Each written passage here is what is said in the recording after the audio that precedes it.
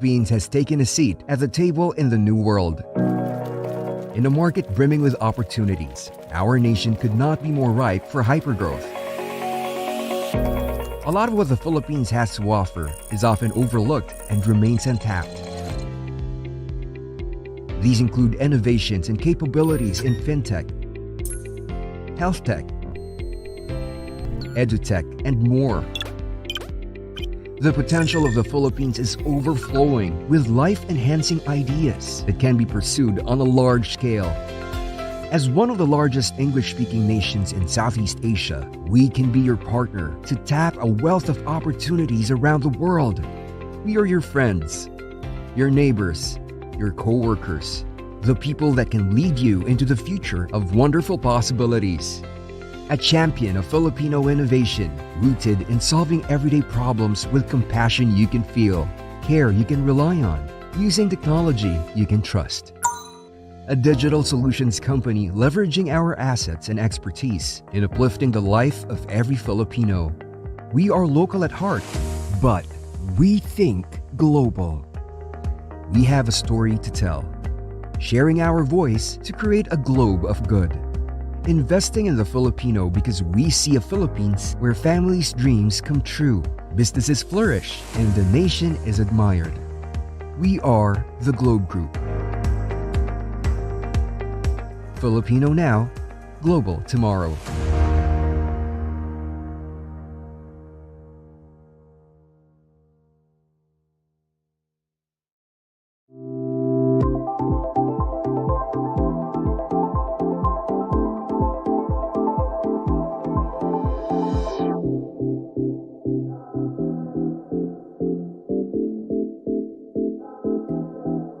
You can find a home in the heart of Pacific, where land is engulfed with layers of colors. The Lord has put Himself.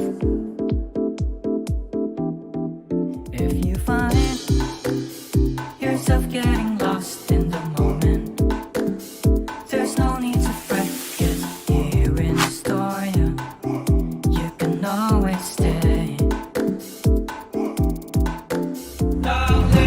You belong here, everyone is a family. Vacation, never need to worry. And say bye-bye to the world.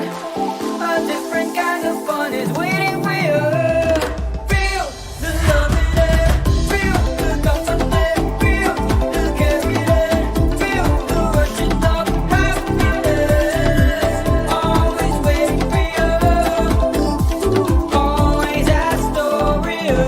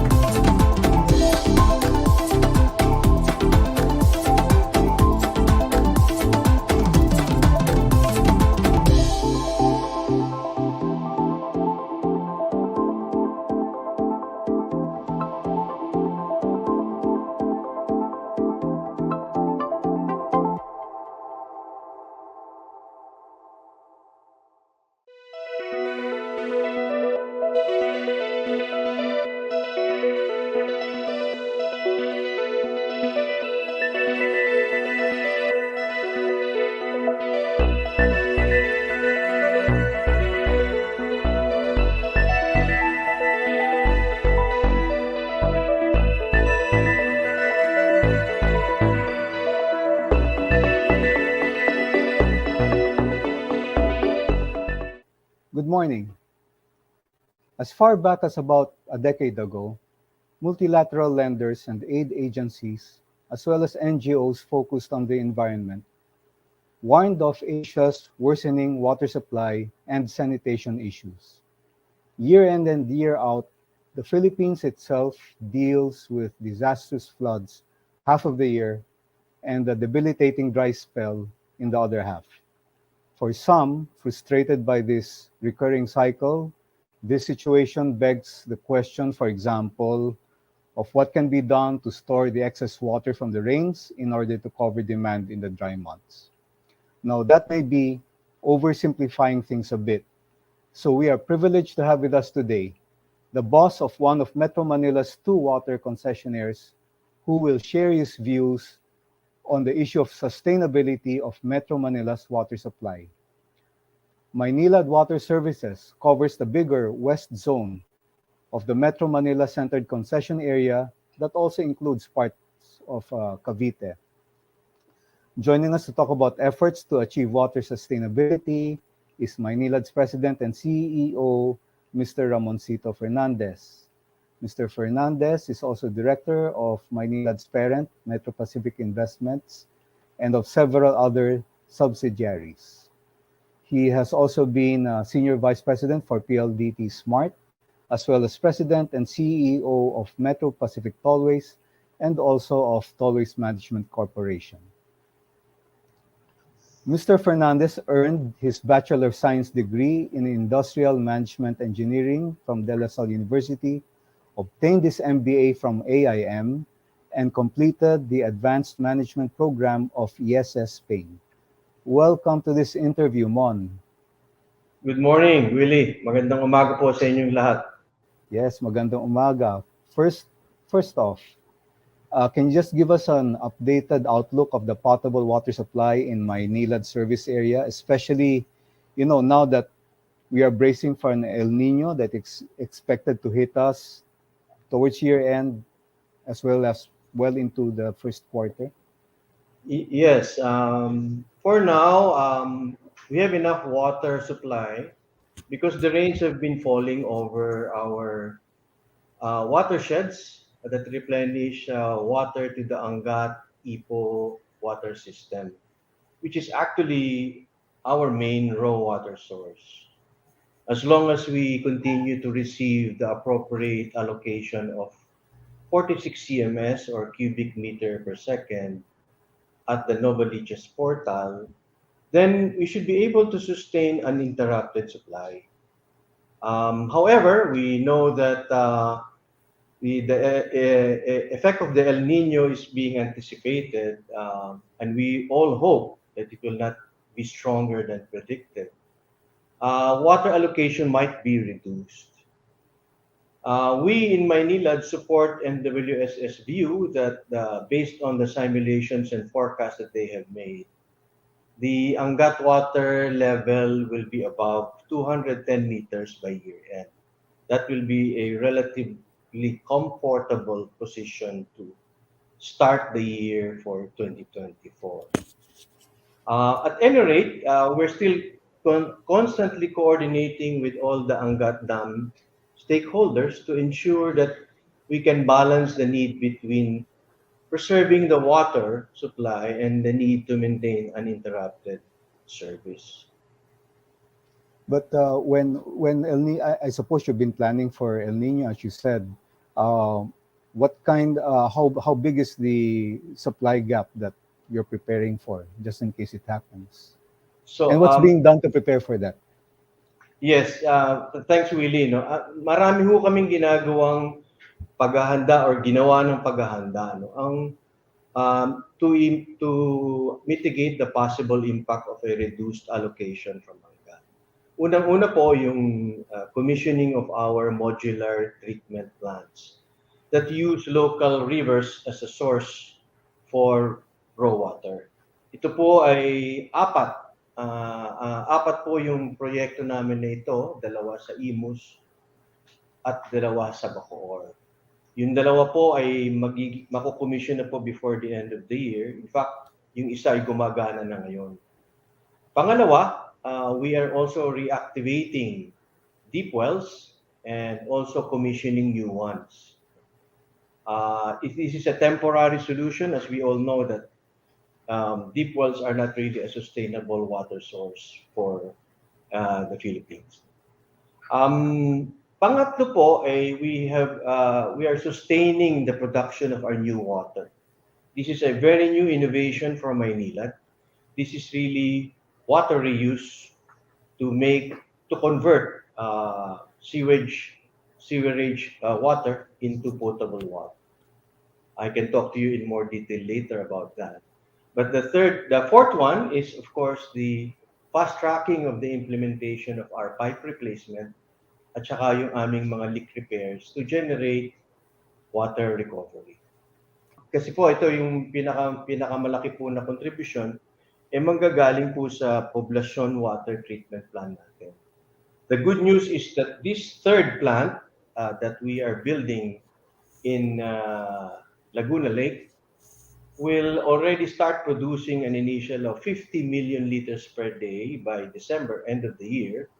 That will tap, again, Laguna Lake as a water source, but more stable source of water because we have also upgraded the specifications of this plant.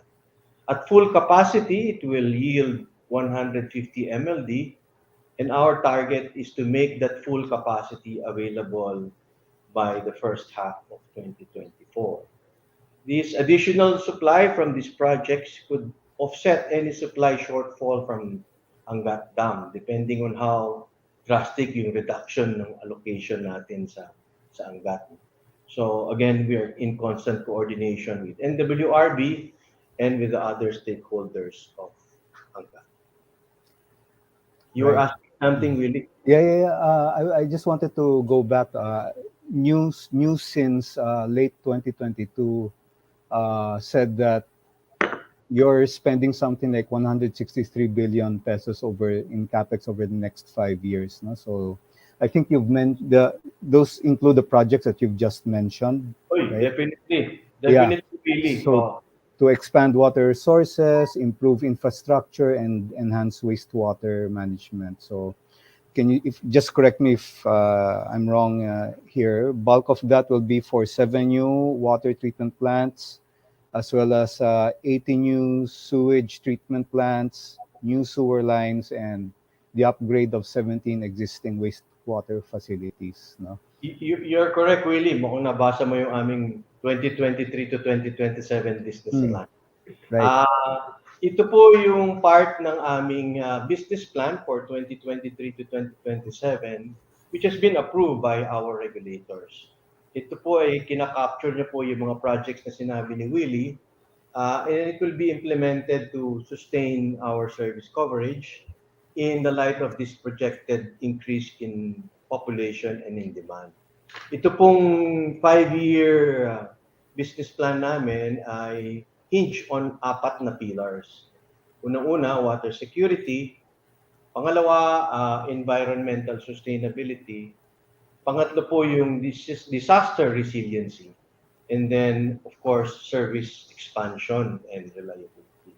As mentioned already by Sir Willie, kami po ay, actually, ang total spend po ay 220 billion. Kasama po na dito yung pati OPEX. OPEX. And as mentioned, kasama dito yung additional water treatment plants natin that will get raw water from Laguna Lake, Kaliwa Dam. Ito pong Kaliwa Dam yung tinatayo po ngayon ng MWSS na sila po yung nagtitake ng lead na talaga pong very important for Metro Manila because it will really provide the long-term water security for Metro Manila. Ang kagandahan po dito sa Kaliwa is that it is of a different rain pattern. So even if, it's a solution to climate change. That pag lumipat yung rain patterns, may sasalo pa rin na dam para sa Metro Manila. And we're being anxiously waiting for this Kaliwa Dam project for years now. We'll go to Kaliwa after this, but I guess for now, the bottom line for the ordinary household is will all these projects result in assured 24/7 potable water supply all year round? And also, so it's only after 5 years that this round-the-clock year-round supply can be assured? Maybe that's the question for you. I think in context, ang balikan po lang natin ang track record naman po ng Maynilad is very robust. No? Unang-una, if you talk about improving water service coverage and availability, ang Maynilad po ay napa-improve yung service availability. For the information of everyone, ang quote-unquote, the new Maynilad, meaning the MPIC DMCI consortium together with Marubeni only entered into the water industry 15 years ago. And from then, na-improve po namin yung 24/7 service from a mere 30% nung pumasok po kami noong 2007 to more than 80% today.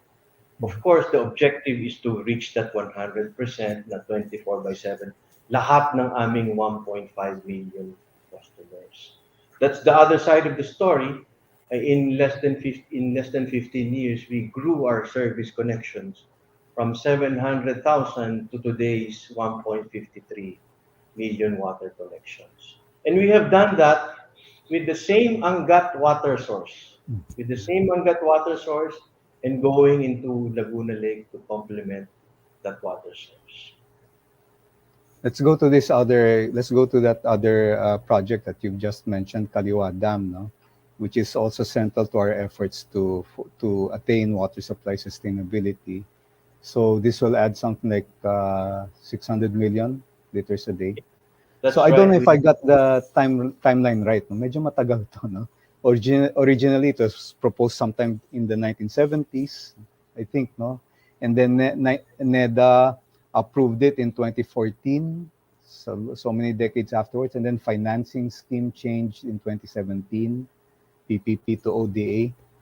So now it's finally expected to be completed in mid-2026 and then start operations 2027 early. No? So the question there is, what lessons can we learn from this project, especially as we push other vital infrastructure? Because I've heard a little bit about that, and how have we learned to do things much better? Well, for context, dagdagan ko yung sinabi mo. No? Ang anecdote dito, Willie, is that Kaliwa Dam is a project of Ferdinand Marcos Sr., the then President Ferdinand Marcos Sr., and being implemented just now, Yeah. by the son. That's the anecdote for Kaliwa Dam. I think that the lesson is, dudugtong ko na lang ito, Willie, sa the need for an apex body that will titimon para coordinated or orchestrated lahat ng agencies. Well, I'm talking about the Department of Water. Maynilad fully supports the creation of the Department of Water. Basically, yun lang. Ang objective lang is to implement the much needed institutional reforms, then bring cohesion to our flagship projects, especially na fragmented yung water tsaka sanitation sectors. There are 30 government agencies dealing with water and sanitation today. So, our hope is that pag nandyan na yung Department of Water, may titimon na at mag-orchestrate and itutulak lahat ditong mga flagship project. Katulad, I will use an analogy. Department of Public Works and Highways. Sila yung tumitimon pagka mapatayo yung mga flagship na tollways, bridges, and all of this infrastructure for transport. Pero sa tubig, wala eh. I will cite an example. Pag kami maghuhukay ng pipe at maglalatag, secondary kami sa sa railway or sa transport. Kasi may national agency na tumutok-tok eh. Hindi. Sabi muna kayo, tubig, maghintay kayo ng permit. That's how crucial this Department of Water will play. Kasi it is really an apex body that we need para ma-facilitate ito at mabigyan ng importansya yung mga project. Okay, now let's go to something that you mentioned a while back, the new water project, which is treatment of wastewater to make it potable. Where did you get that technology? Because Japan has something like that, no? Yes, the very first one actually in Asia that has successfully implemented is Singapore.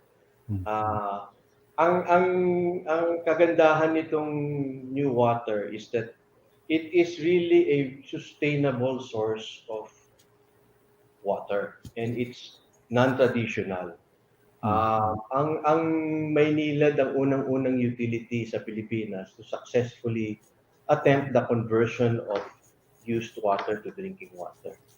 Ang karaniwang nangyayari is yung used water from the households, kino-collect yan namin at nililinis sa aming sewage treatment plants. Bago namin sila i-discharge sa bodies of water, our creeks and our esteros. So, pero with potable reuse, ito pong treated used water na dinidischarge sa aming sewerage treatment plants, hindi po namin nire-release dun sa river, but instead, pinoprocess po namin sila sa second treatment plant for a more rigorous purification process. Ang output po nito, yun yung tinatawag na namin new water. And it can be used for drinking because it passes our PNSDW or Philippine National Drinking Standards for Drinking Water. So by really including used water as an alternative water source, Maynilad na-enhance po namin ang capability namin to produce more water. And lalo na pagka tagkulang ng supply. Ito po yung promotes circular economy because it is really reusing water through and through. Balik na siya ng balik. And it reduces our reliance from traditional sources that are vulnerable to droughts and typhoons and affect water supply. So, And sorry, go ahead. Go ahead. no, and is this new water already what do you call commercially running? I mean, or is it Yes, really. still in the test stage? It's already being commercially distributed. Today, Maynilad produces 5 million liters per day of From new this? water from our Parañaque sewerage treatment plant, no? Na dinagdagan na namin ng pangalawang planta nga to convert treated sewage water into new water. And it serves now 13,000 customers in Barangay San Isidro and San Dionisio in Parañaque City. At ito po ay also now, nabigyan na po kami ng permanent operational permit ng Department of Health. And now we are also constructing similar new water treatment facilities in Pasay, Valenzuela, at saka Muntinlupa. At ang gusto namin pa rin mangyari, i-expand pa namin yung 5 MLD sa Parañaque, dodoblehin po namin yan, ang plano po namin. So, pag nakompleto na po itong 6 na new water treatment plant namin, aabot po kami ng mga 97 million liters per day that can supply the water needs of almost 400,000 customers. 97 million MLD 97 million liters per day. and liters per day. And how many percent of that is that of your total supply or Ang production? supply po namin ngayon is 2,700 Mhm. million liters per day. Okay, so you're expanding it, no? Yes. I mean, what other technologies are there? Other technologies or non-infrastructure initiatives that you're pursuing? By the way, before that, itong pag-expand ng new water, what's the timeline of that? 5 years po itong 97 so. target. 5 years. It's part of the 5-year plan. By end of 2027, 97. But in our next business plan, we will again plan for, I really hope it can be doubled after another 5 years again. So this is Singaporean technology. No, this is a combination. Halo-halo na po to. Yung initial foray namin used Israeli technology, and now in our Bacoor plant, we're using American technology. Right. Any other technologies you're looking at? Like, for instance, top of my mind is desalination. Desalination. Alam ko na mahal siya, no? But I remember in one Senate hearing, I don't know if you were there, and there was one lawmaker who said, oo, mahal nga siya, pero ang pinakamahal na tubig ay yung walang tubig. So, Totoo yun. The most so expensive water is no water. But yes, we are looking at other technologies to name, aside from desalination, we're also looking at advanced membrane technology. We're looking at the ceramic membrane technology.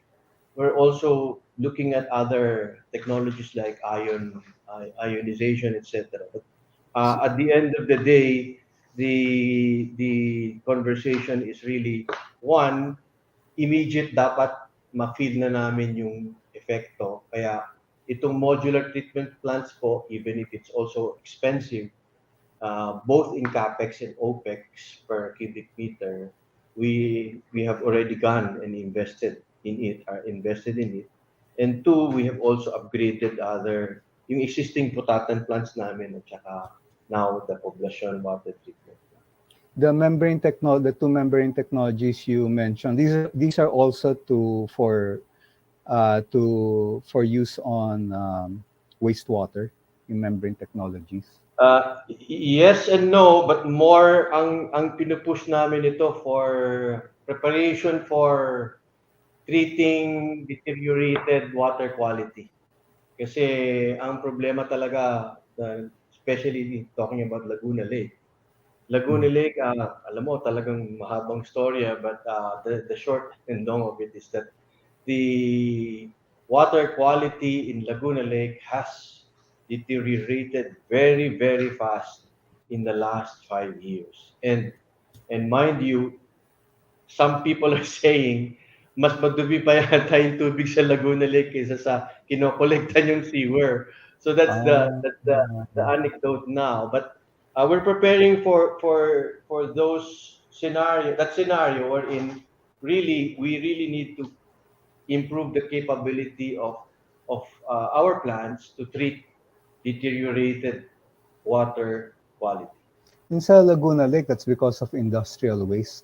And Halo halo, Willie. It is really urbanization coming from residential, commercial, and industrial, yeah, and also the siltation coming from the tributaries. Kasi ang daming tributaries na nag-feed dyan sa Laguna Lake eh.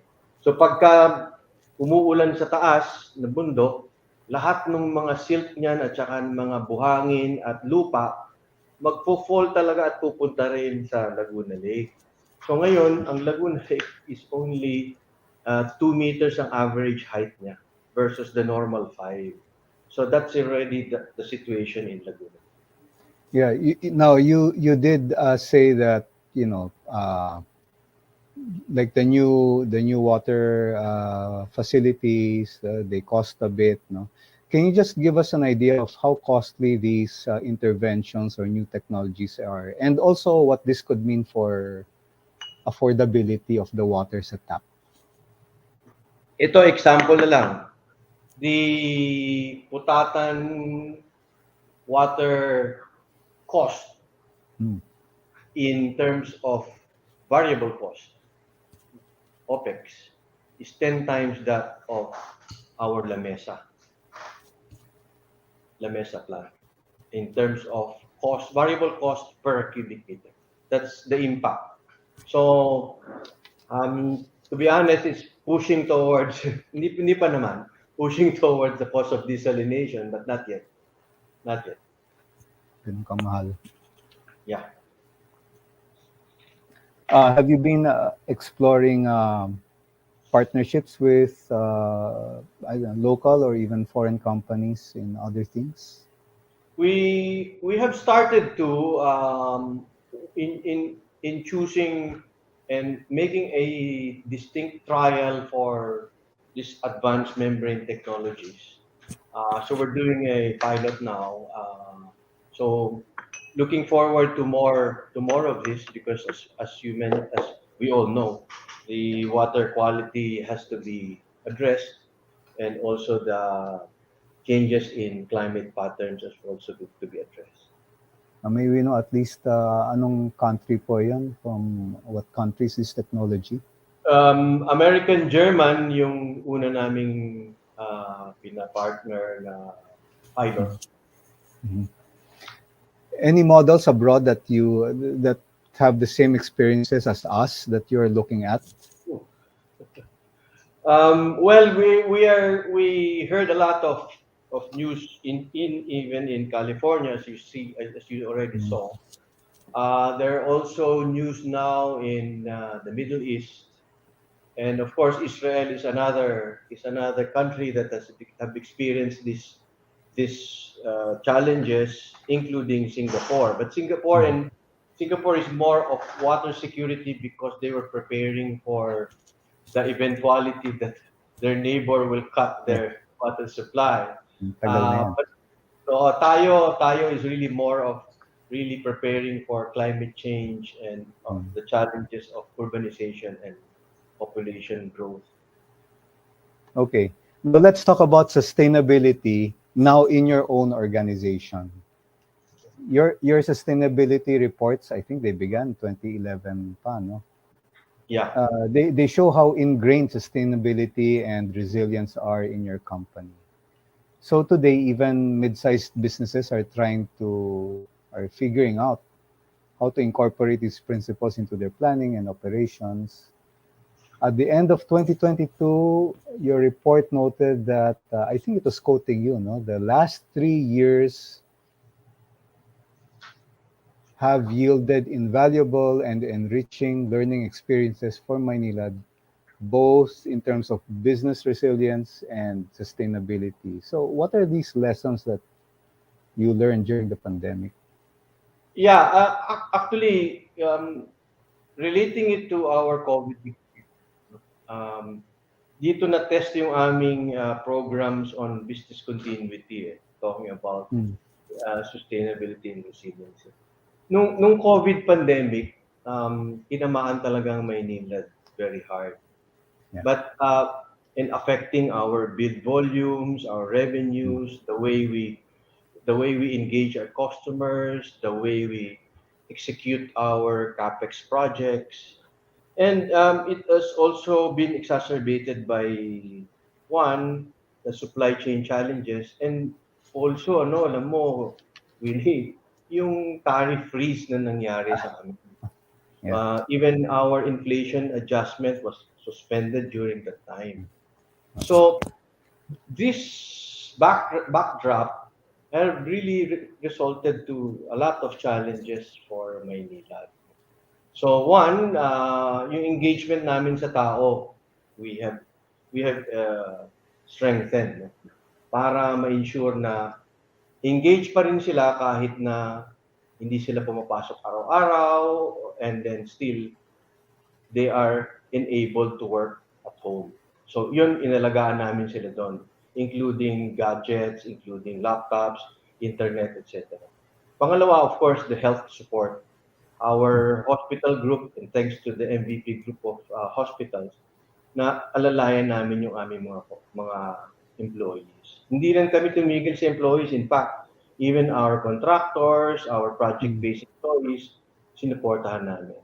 But talking about readiness, yung aming business continuity plan, which is ISO certified on the business management continuity system as early as 2018. Nakatulong ng malaki to because maliit na lang ang adjustments namin because naka-template na siya. Meron na kaming gagawin kung sakaling magkaroon ng calamity, earthquake, flooding, and COVID is another variant of this disruption. And this enabled us to exercise and improve further and cope with the challenges of COVID. So yan enabled us na hindi kami mag-develop and start from scratch. So madali kami nakakope pagka may ECQ or may modified ECQ, it was easy for us to adjust. And I mentioned already also, malaking bagay yung in-exhibit ng Maynilad employees namin na malasakit at saka bayanihan. Tinulungan namin yung nila, no? Sila mismo nagtutulungan, yung the co-employees nila, yung contractuals natin, nag-contribute sila ng sarili nilang pera para yung mga construction workers na nawalan ng trabaho, nabigyan namin ng ayuda during those difficult times. So, nakatulong din yun malasakit at uh, uh, care for others. So, yan po ang isang example. But talking about also our ESG programs, ang masishare ko lang po yung long-term plan po namin on carbon neutrality, no? By 2035, 2037. And pangalawa is, well, on this note, on carbon neutrality, may roadmap na kami na ini-implement. On renewables, we've started with solar power with a 1 megawatt solar power facility in La Mesa, our La Mesa treatment plant. And also the use of electronic vehicles. Nagsimula na po kami maggamit ng electronic vehicles. But of course, the biggest contribution on carbon footprint reduction is still tree planting. Pagpapatuloy po namin yung pagtatanim ng mga puno sa watersheds ng Angat, Ipo at saka sa Laguna Lake din. Katuwang namin dito ang MWSS at ang Million Tree Foundation. At ang target po namin is to plant 2,617 hectares by 2027 para ma-meet namin po yung targets ng carbon neutrality. Of course, kasama din dyan yung new water reuse is also part of our sustainability and environment protection plans. And on the S side of social and governance, ang target po namin dyan is on diversity and inclusivity. Our target is 70-30 male-female ratio. But in the long term, we want it to go as high as 40% ng female by 2037. And lastly, on governance, we're targeting 100% data privacy and internal control awareness for our employees immediately para makakuha tayo ng governance record on our ESG.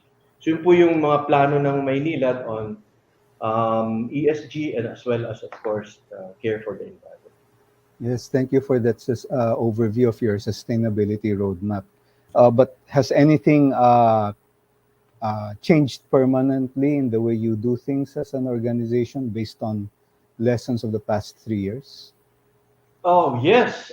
Itong drive for increased efficiency is one, no? At dati kasi may drive talaga sa efficiency because you're governed by your business plan and the way you can recover from your tariffs, no? But all of these changes, especially during COVID, and now including the challenges of the climate change, now intensifying the need to improve further the efficiency and effectiveness of the plant that we operate and also the entire organization. That's why we're also promoting a lot more collaboration between our departments and divisions. All right. Perhaps just to close this conversation, 2022 was a recovery year for you from the impact of the pandemic. Your revenues were up 4% and operating income nearly 5%. That's compared to decreases in 2021. So with this year nearly over, could you give us an outlook for this year and also for 2024? For this year, our expectation is we will be back to pre-pandemic volumes, number one.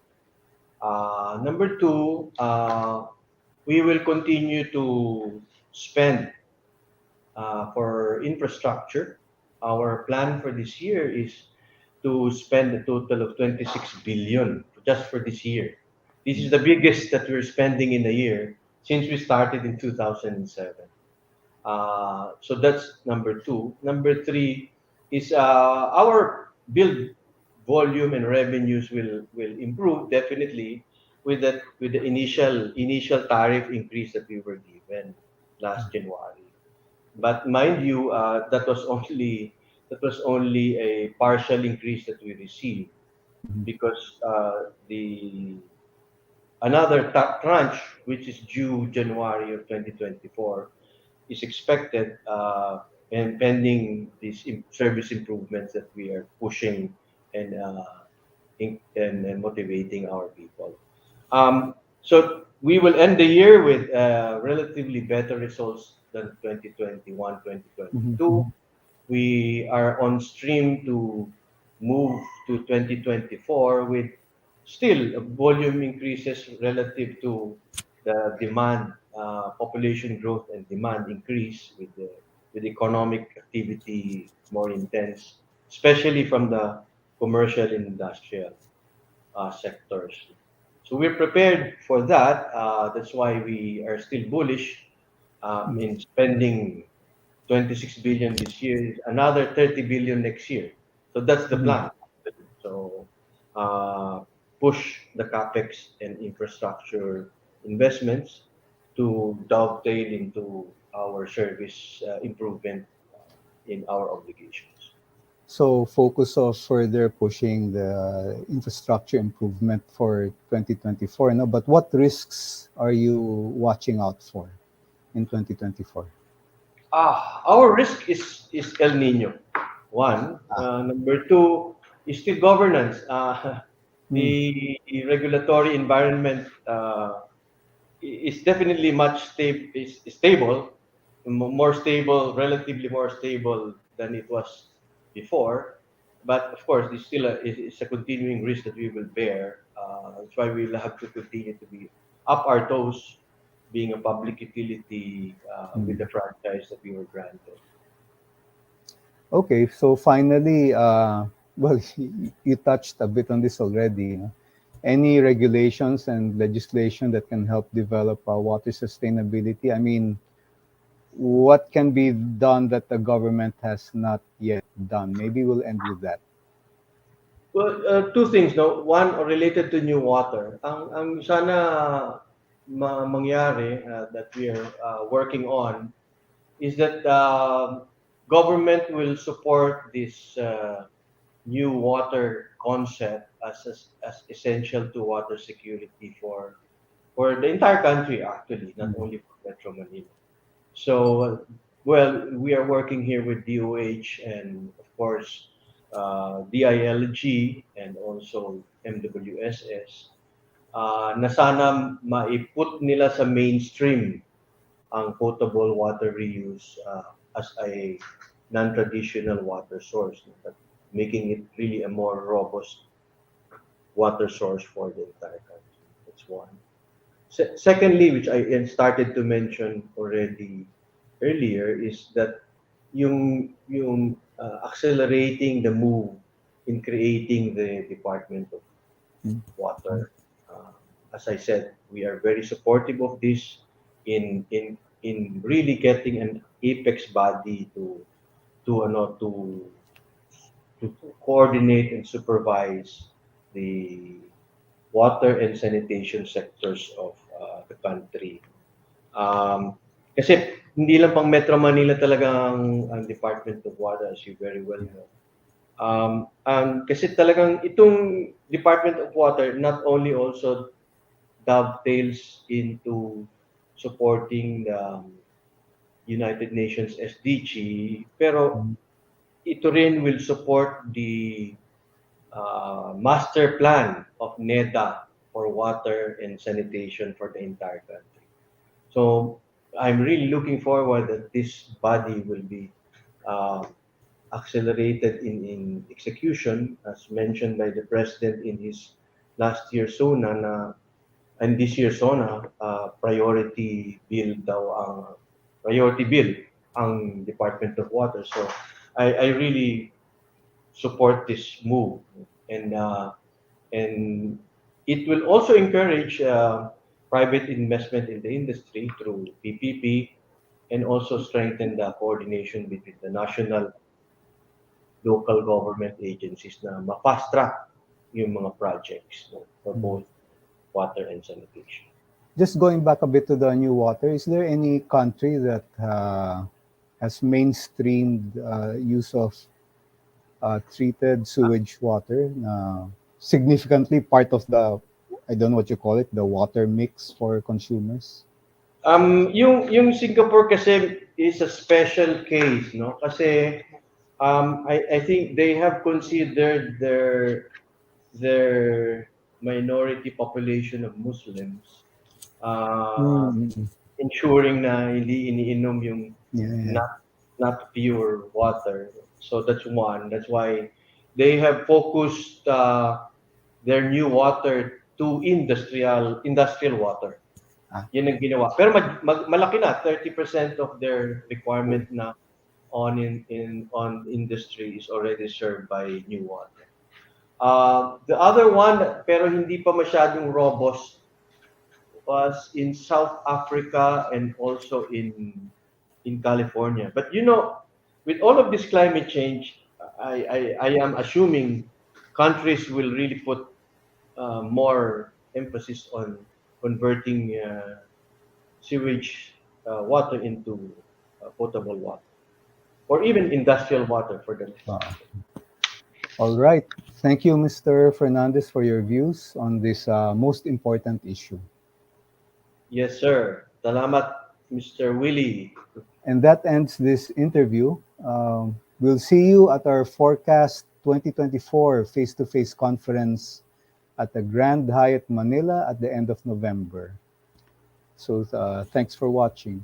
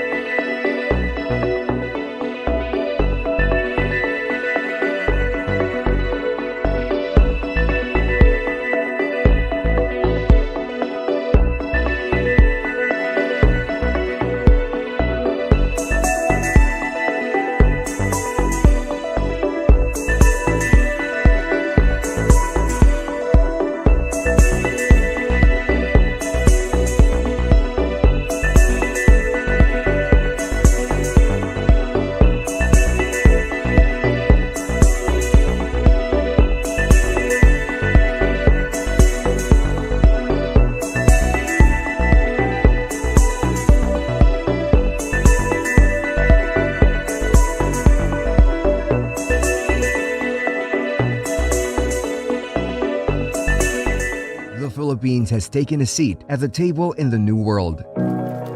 In a market brimming with opportunities, our nation could not be more ripe for hypergrowth. A lot of what the Philippines has to offer is often overlooked and remains untapped. These include innovations and capabilities in fintech, health tech, edutech, and more. The potential of the Philippines is overflowing with life-enhancing ideas that can be pursued on a large scale. As one of the largest English-speaking nations in Southeast Asia, we can be your partner to tap a wealth of opportunities around the world. We are your friends, your neighbors, your co-workers, the people that can lead you into the future of wonderful possibilities. A champion of Filipino innovation, rooted in solving everyday problems with compassion you can feel, care you can rely on, using technology you can trust.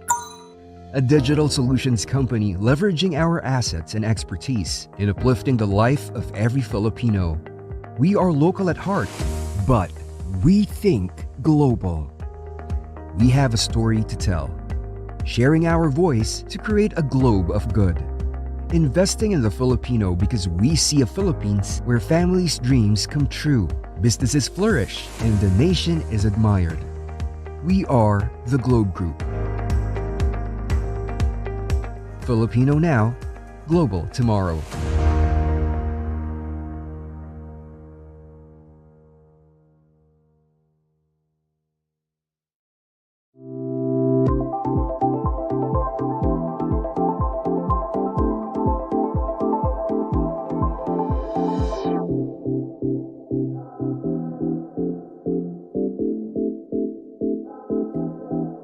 You can find a home in the heart of Pacific, where land is engulfed with layers of colors. The Lord has put himself. If you find yourself getting lost in the moment, there's no need to fret, 'cause here in Astoria you can always stay. You belong here, everyone is a family. Vacation, never need to worry. Say my boy to the world. A different kind of fun is waiting for you. Feel the love in it, feel the confidence, feel the carry, feel the worship of happiness. Always waiting for you, always Astoria.